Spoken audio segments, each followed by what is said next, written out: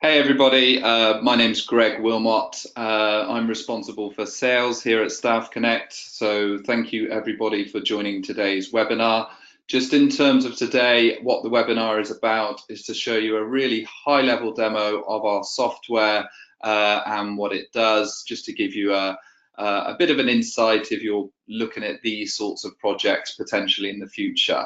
By all means, if you do have a project or something live or about to happen, feel free to contact us directly, and my colleague Liam will give you some details after the webinar to contact us if you do need to set up a more one-to-one meeting, if you need to go into a bit more detail and that sort of thing. But today is really just to give you that high-level overview and answer any initial questions that you may have. So we're going to dive straight into the demonstration. It's going to take about 20 minutes. I'll show you the app itself and the back-end console, and then we'll take about 10 minutes at the end just to run through any questions and that sort of thing. If you need to ask a question, there's a questions tab along the bottom. If you just open that up, type your question in, press send, I'll see those questions come through, and then I'll answer them as they come through, and I'll answer them verbally. If we don't get time to run through all the questions today, we can follow up via email and that sort of thing and answer any questions, or again, feel free to contact Liam and he'll facilitate any questions following the webinar as well. So let's get started. So everybody should be able to see my screen at the moment, and what I'm showing you is my iPhone screen, which I've got plugged into my MacBook at the moment, and I'm sharing the screen. So this is exactly how the app performs on my iPhone. Obviously this app works for Android devices as well as iPhones. And we do have a web version which will even work on things like old Microsoft devices and that sort of thing. But the native app we have for iPhones and Android. I'm also going to show you the back-end console, which looks like this. This is the back-end console. So this is our management console that we use to manage things like users, content on the app, look at things like analytics and that sort of thing as well. Okay, so this is the app itself, and just to explain, the StaffConnect app is software as a service. So we don't develop anything from scratch. So this is a customer of ours, Worcester Bosch. This is a demo version we built for them. So obviously this isn't their internal app, so it's all public facing content we're sharing with you. But this is the demo version we built with them. So we've used their branding, images, colors and that sort of thing, just to give you a bit of context to what it might look like for your company. So everything's done within a certain framework, and because it's simple configuration and no development, we can actually get, from a technical point of view at least, get you up and running with an app within hours. Obviously, in terms of the sort of launch planning and the whole project around sort of change communications and that sort of thing, and your content strategy, typically takes anywhere between sort of 2 and 8 weeks, depending on what size of company that you are. Like I mentioned, it's a software as a service model. So we fully host it. We host it in the Amazon cloud. We fully support it, so we take care of all end user support, although we do position this as zero training, so we get very few zero support tickets from end users, even from our bigger customers with 30,000 plus employees. But we'll also support the product going forward as well. So we'll keep it up to date with latest technology trends. So this will never go out of date, and we're always adding new features, performance enhancements and that sort of thing, roughly every 3 to 4 months, and these will be free automated upgrades to our entire customer base. Now, StaffConnect, our typical profile of customer is companies with large groups of non-desk workers, these employees that are typically hard to reach. Now, because of that, we've set it up to enable people to download StaffConnect on their own device, but give you the enterprise controls that you would expect as a sort of a small or large organization. So just to explain how you'd get to this point as an end user, you would go to the regular app store, you would download StaffConnect from the Apple Store or the Google Store. Once you download it, you're asked to enter an org ID. So each of our customers has a unique org ID. Once you enter that, it then takes you to your version of the application. Now, there is another login for the user to authenticate to make sure that they work at the company and they should have access, etc. Now, we can set this up in multiple ways, either an email address and a password, or in the case of many of our customers, lots of the non-desk employees don't have company email and that sort of thing. So we may set it up as an employee number and a password, or a payroll number and a password, whatever works for your organization. And then once you log in, you can then get to this front screen of the application. Now, this front screen is made up of a number of different modules. And sorry, the thing I was going to mention is unless you sign out, every time you open up the app, you will get to this front screen. So from a user experience, it's very simple and straightforward. There's the initial login process, but every time you come into the app, you open it and you get to this front screen. And this is made up of a number of different, what we call modules. So we have company directory and chat in the top right-hand corner. We've got company news and communities, which take up the majority of the real estate here. We have the ticker tape and then a carousel of modules which we can swipe and click on along the bottom here. So I'm just going to talk you through a few of these and a few of the key ones that are sort of key to our customers and really why they've done business with us in the first place, specifically around sort of communications. Now, the first one I'll talk you through is company news. So if I click on this, you'll see this is a news stream of everything that's going on within the company that I've got access to as an end user. So you can have videos in here, you can have images, you can have text, and this is content that the admins in your companies, whether that's your internal comms team, heads of business, key execs, your your app manager, your system admin or community manager, whoever you choose to have admin access can actually publish in here. It's not for the end users to actually publish or the rest of your employee base. So we do position company news very much as the company voice. Users can go in and you can you can comment and like on things. And if I open up this story here, you can see some comments and likes and that sort of thing, but it's very much only people with admin access that can actually post in here. A couple of things to note about this first post. One, it's been pinned, so it's got this yellow frame around it, so this won't actually get pushed down the news stream if something else is published. So this is a really important piece of news. You might want it to stay up for the next 24, 48 hours, or maybe even a week within the app. So in that case, as an admin, you can pin it to the top of the news stream. As an end user, I can go in, I can see this is actually that important that the admin said that they want to read acknowledge on here.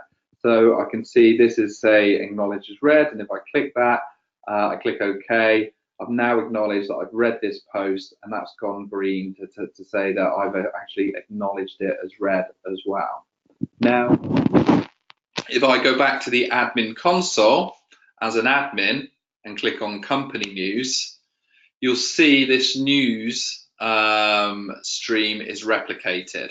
And if I click on this post, I can actually go in and I can see who's actually acknowledged this as read. Obviously, this is a new post and it's only me that's acknowledged it, but I can see that I've acknowledged it there. You can also download that information into a CSV file. Obviously, if you've got hundreds of thousands of employees, you may choose to download it into a spreadsheet format or something like that. Couple of other key things on news. Obviously, everything's fully searchable in here, so you can search via hashtags or just any of the text within the content. And we can set up different feeds as well. So these can be per location, so you can set them up, UK, France, Germany, or we can set them up per department. So maybe the manufacturing department has its own news feed, or marketing, or something like that. These are news feeds essentially that you create as an admin. So we don't create these, you create them from the top down, and then you assign users based on information in their user profile. So for example, if I'm not part of the manufacturing team, you may not even want me to see the manufacturing news stream. So I simply wouldn't see that in my list of news feeds essentially. But if I can, from an end user experience and to help with adoption, I can go in and I can filter news that's really important to me. For example, if I work in manufacturing. I'm just going to show you the back end when it relates to company news as well. So if I click on the management console here and go to company news, admins can publish content directly from the app. So if you're on the move or anything like that and you want to publish a bit of content in company news, you absolutely can via their app. Typically, most of our admins use this, which is the web-based management console, to add pieces of news. And I'll just show you what that looks like really quickly. So it's as simple as clicking on add post. We can post on behalf of somebody. So let's post on behalf of Kira, who's VP of our customer success. We can choose which feed to post it in, so we can send this out to everybody. We can title it, put some text in here. We can either browse for an image or video from our desktop, or we can drag and drop one in here. This is where you would pin the post, and you nominate amount of time that you want it to stay at the top of the news stream. This is where you'd add your read acknowledge, which I talked about earlier. The other thing that you can do if it's a really important piece of news is send out a push notification when it's published. So you're typically not going to want to overload users with lots of push notifications, but on key pieces, you might want to send out a push notification when this content is published. So if I click this box, that will actually send a push to all the notifications all the users, when I publish the piece of content, and then that push notification will pop up on their device. When they see it, they'll click on it, and it will link them straight to that piece of content rather than them having to search for it on the app or anything like that. So all these features really help drive adoption into the app, but also make sure that you're getting key pieces of information out to users, as well as the general things that you want them to see. And that is company news. So I'll move on now, just so I have time to show you a couple more. Now, the next one I'm going to show you is communities. So if I click on communities, your first impression of this will be this almost looks identical to company news, and it very much is in terms of its functionality and that sort of thing. The key difference here between communities and company news is communities is about the employee voice. So company news is the company voice, communities is the employee voice. So now I have this pencil in the bottom right hand corner. If I click on that, I now have the ability to publish content. I can only publish content in the news feeds that I've got access to, and that's based on information in my user profile. So again, for example, if I wasn't part of the service engineers group, I simply wouldn't see that community, and I wouldn't have access to publish in there, but I can publish in all the communities that I've got access to. And this is what most of our customers are looking to do, is drive user-led content within the app, so all the content isn't reliant upon the internal comms team and that sort of thing. You're really supporting the users to create their own content, which is really valuable as well. Now, a question I often get asked when you're giving users access to publish their own content within a company app or an employee app is, can we moderate the content? And the answer is yes, you can absolutely switch on moderation via the management console. And what that means is every time a user publishes something, it's up to the admins to approve it before everybody else sees it within the app. Now, typically, most of our clients don't actually have this switched on. One is because it can become a bit of an overhead for the admins running the app. The second one is the app is very much self-moderating, and the reason for that is nothing is published anonymously within the app. Everything links back to the user. So we can see this first post here has been published by Liam Doyle, and if I click on Liam Doyle, it opens up his user profile, so I can see exactly who he is, where he works, and that sort of thing.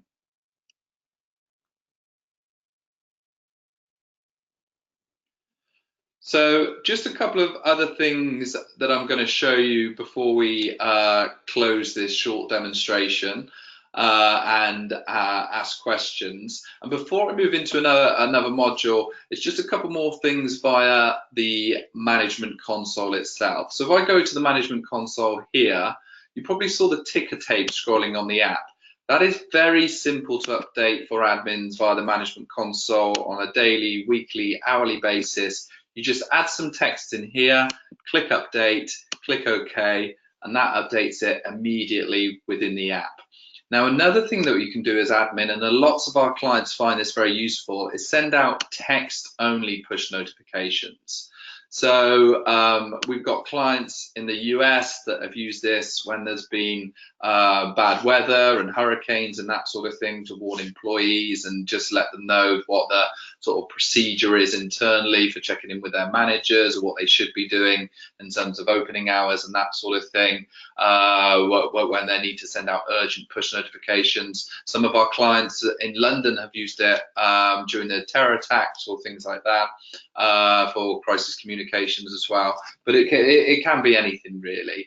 And you can send out these push notifications immediately, or we can schedule them, so you can choose a time and date. And we've got a world clock as well if you need to schedule them to go out at Eastern time in the US, or local time in France, or whatever it might be.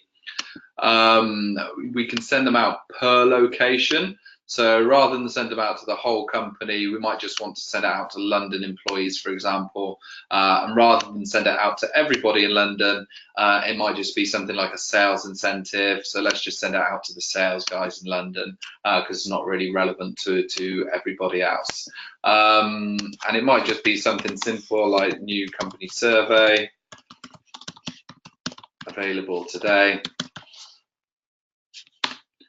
So if I type that, click send, I get a pop-up notification just to make sure that I want to send it. Click OK, and then I get a notification to say it's been sent. And then if I go back to the app, you see my notification center, that would have popped up on the app. I think I might have just missed it where I've scrolled across to thank. If I go to my notification center, I can see that I've got a new one in my notification center, and if I click on that, that'll pop up on the app. If you've got the app closed or locked or anything like that, the notification will still pop up, and then if you click on it, it will open up the app and lead you to the message within your notification center as well. Okay, so just a couple more things to go through just before we close on the demo and ask any questions. So, and it's around these modules in the top right-hand corner, which one of them I've touched on already, and that's the company directory. So this is a list of people on the app. So typically it will be everybody in the company. Now we can link this in with your Active Directory if everybody's set up on there. If not, we can upload a simple CSV file into the management console to create the users and the profiles within the directory, and it will create a basic profile at implementation, and then the users can add more information. Or we also have an open API which your developer teams might use to integrate it with a HR system if that's your only true source of information for everybody in the company, which sometimes it is, especially with companies with large groups of non-desk workers. But everything's fully searchable in here. You can search by name, location, department, in fact, anything that exists in the profile. So if I click on Liam's profile here, we can see that he likes acting and football and tennis. So if I want to find other people to start a five-a-side team with on a Friday night, you can search throughout the company directory and send that message out to those specific people. Or if it's more business related, that I want to find certain expertise or people working on similar projects, that sort of thing. This information will be in about my role, and that will also be searchable. And then when you go to the person, there's 3 different contact methods to contact them. The envelope will bring up the local email client, telephone brings up their telephone number, and then this bubble brings up the chat module. So me and Liam typically use this for demos, so it's it's not very interesting, the chatting here, but it's very simple, like a WhatsApp experience. 1 tick to say it's been sent, 2 ticks to say it's been opened and read, and we can have text and images in here as well. Now, lots of companies we work with, especially amongst the non-desk employees, will have lots of rogue sort of WhatsApp and instant messenger groups for business purposes, because at the end of the day, it's a very useful tool. But the key thing that they like moving their users over to StaffConnect is around the security issues. So you can't invite anybody external to StaffConnect chat like you can on WhatsApp. If somebody leaves your company, they'll automatically get deleted from StaffConnect and automatically get deleted from all the chat groups. Now on WhatsApp, you're reliant on the admin to do that. So again, it can create another security issue. So this gives the tools in order to that people need, but it gets around all those security issues, which a lot of our customers favour and that sort of thing. And I think that brings us to the 20 minutes. So I'm going to close the demo there. Like I say, there's plenty more to go through with regards to these modules along the bottom here. But like I said, if you do have a project, you just want to find out more, Liam Doyle, my colleague, will contact you after this webinar with some details, and feel free to get in contact and we can set up some one-to-one demos and that sort of thing. So now I'll open up to questions. So like I mentioned before, you need to use the questions tab on the panel, which should be on the right hand side of your screen. If you want to ask any questions, feel free to type them in and just send them across and I'll answer them accordingly. So I'm just going to pause for 1 minute while these questions come in.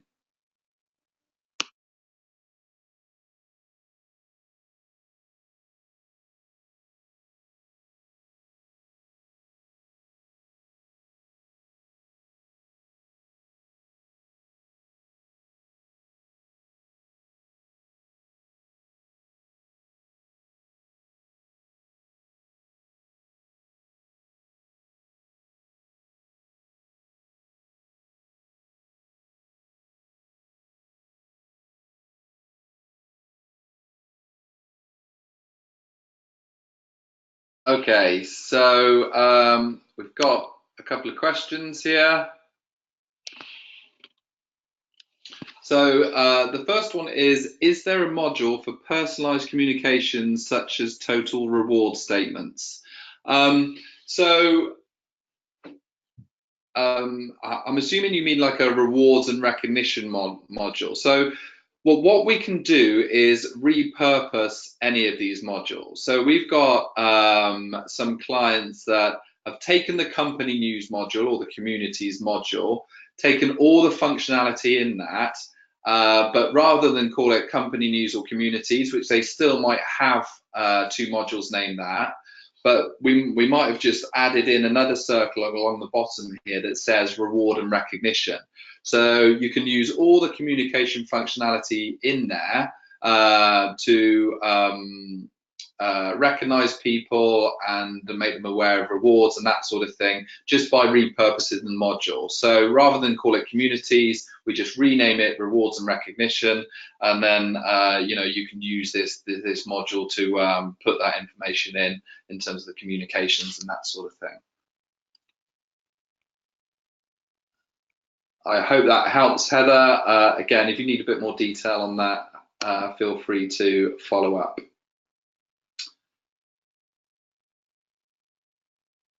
Okay, so we've got a good question here from Joe Navin. So I'll just read it out. Could you tell me how the cost for the software is calculated, please?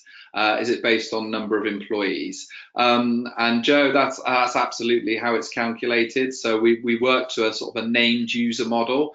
So it will be a price per user, either per month or per annum, depending on the sort of size of your organization and that sort of thing. So the licensing includes all the hosting, all the support, and all the upgrades to the product every time we do new upgrades. So they're free automated upgrades.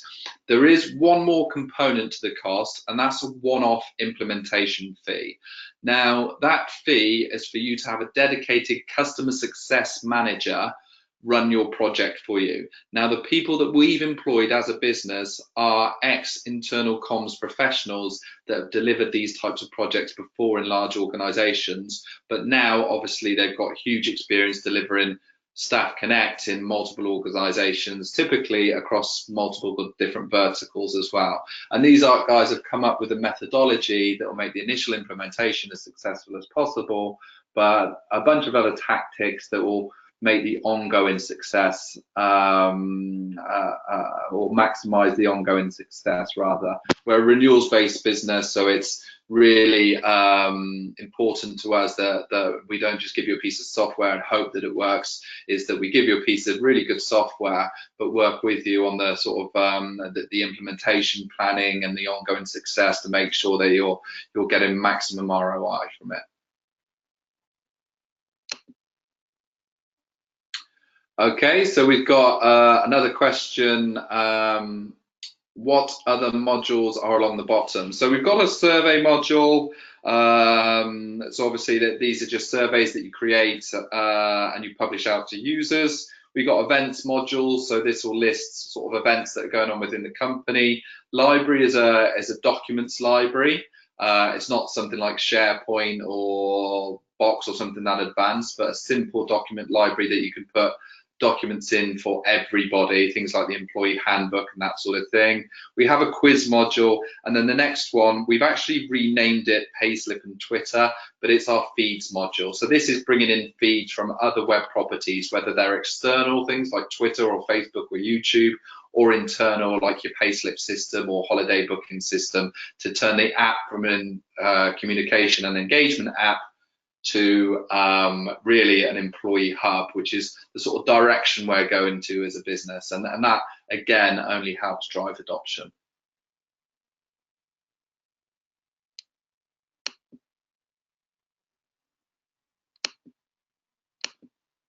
We've got a couple more minutes, so we're at the end of those initial questions, but I'm just going to wait a few seconds to see if we have any more come in.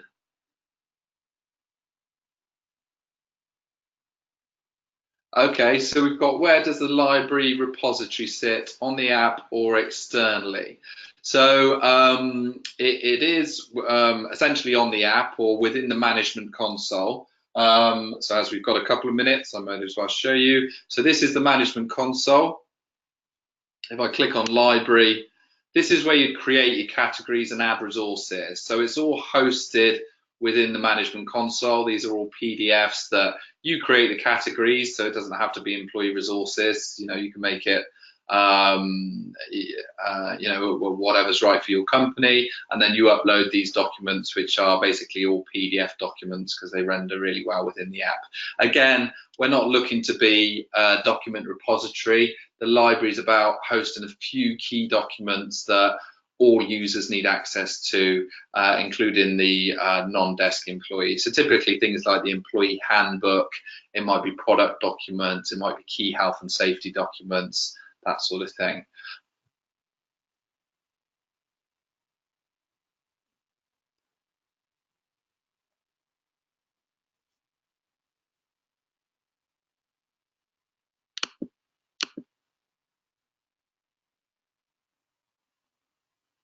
Okay, so we've got another question come in. Can the news section support video or just static images? And the answer is absolutely, we can support video within the app. So basically the content within the news stream or communities is images, and we can pretty much do any image file, video, and it can pretty much be any video file, and text in terms of the content within that.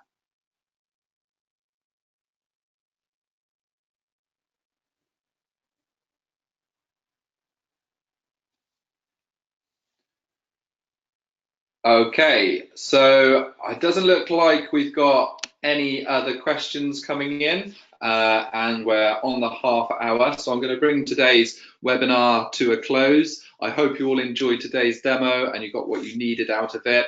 Like I mentioned, if you do have any sort of projects coming up, and you need to know a bit more detail or anything like that, my colleague Liam Doyle will contact all of you, and feel free to ask Liam some further questions, or if you do want a one-to-one demo set up for you and your colleagues, we're more than happy to set that up as well. So enjoy the rest of your day. Thank you for joining, and hopefully speak to some of you again in the future.